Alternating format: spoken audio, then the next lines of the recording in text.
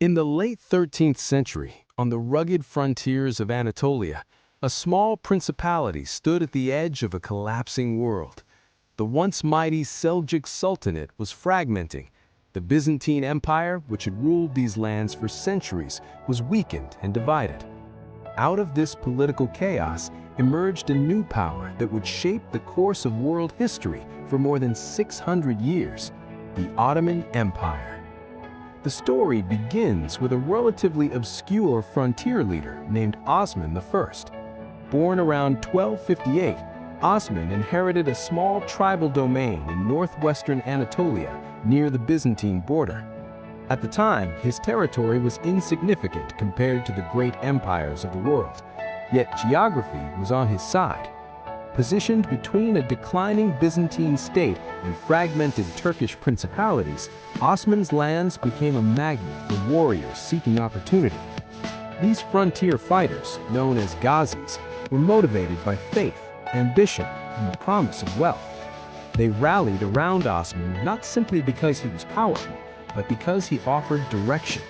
He provided leadership in an era where many rulers struggled to maintain order. Through calculated raids and strategic alliances, Osman expanded his territory steadily. Rather than overextending himself, he focused on nearby Byzantine towns and fortresses, gradually building a stable base. What distinguished Osman from many other regional warlords was not just military initiative, but vision. He understood that survival required more than battlefield success. He needed administration, loyalty, and legitimacy. By incorporating conquered populations rather than alienating them, he laid the foundations of a flexible and pragmatic state. Christians, Muslims, and diverse ethnic groups found space within his growing domain.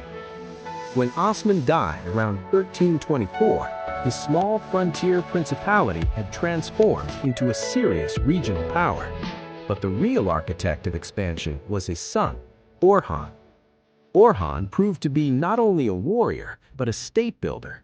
He captured the important city of Bursa in 1326, which became the first major Ottoman capital. This was more than symbolic.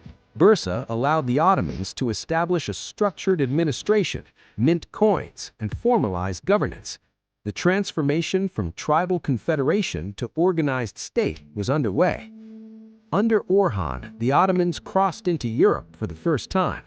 Taking advantage of Byzantine civil wars, they established a foothold in Gallipoli in 1354. This marked a turning point. The Ottomans were no longer a regional Anatolian force. They had entered the Balkans. The Balkans were politically fragmented. Local rulers competed against one another, and no unified resistance emerged quickly enough to halt Ottoman progress. The Ottomans combined military organization with political pragmatism.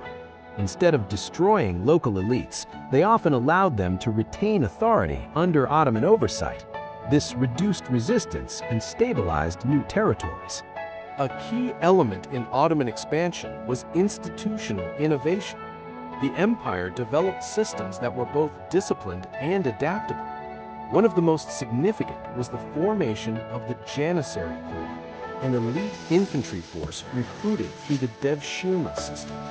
These soldiers were trained with intense discipline and became directly loyal to the Sultan, strengthening central authority. By the late 14th century, under rulers like Murad I and Bayezid I, Ottoman power in the Balkans expanded dramatically. Major victories consolidated control across southeastern Europe. The Ottomans demonstrated a remarkable ability to integrate cavalry, infantry, and emerging artillery tactics into coordinated strategy. However, the rise of the Ottomans was not without setbacks. In 1402, the empire faced a devastating challenge when the Central Asian conqueror Timur defeated Bayezid I at the Battle of Ankara. The Ottoman state nearly collapsed during the subsequent period of civil war, known as the Interregnum. Yet this crisis revealed another strength of the Ottoman system: resilience. Unlike many empires that disintegrated after catastrophic defeat, the Ottomans reorganized. By 1413, Mehmed I restored unity and rebuilt the foundations of imperial governance. The state emerged from near destruction, more centralized and structured than before. The true climax of Ottoman ascent came under Mehmed II, known to history as Mehmed the Conqueror. In 1453, after meticulous preparation, he captured Constantinople. The fall of Constantinople marked the end of the Byzantine Empire and symbolized a dramatic shift in global power. The conquest was not merely military triumph. Mehmed II immediately began transforming the city into a thriving imperial capital. Renamed Istanbul, it became the heart of a cosmopolitan empire. Churches, mosques, markets, and administrative centers coexisted within a reorganized urban structure. Trade routes between Europe and Asia flourished under Ottoman control. The capture of Constantinople elevated the Ottoman ruler from regional monarch to global emperor. The empire now stood at the crossroads of continents, controlling strategic trade networks and commanding immense prestige. Following Mehmed II, expansion continued.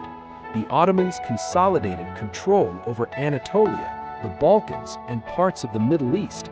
Their success lay not solely in battlefield tactics, but in administrative sophistication. The Timar system distributed land revenues to cavalry officers in exchange for service, creating a decentralized yet loyal military class. Religious tolerance, within limits, also played a role. The millet system allowed religious communities to govern their own affairs under Ottoman supervision. This reduced rebellion and fostered relative stability across diverse populations. By the early 16th century, under Selim I, the empire expanded dramatically into the Middle East, incorporating Syria, Egypt, and the holy cities of Mecca and Medina. This not only expanded territorial control, but enhanced religious legitimacy. The rise reached its zenith under Suleiman the Magnificent.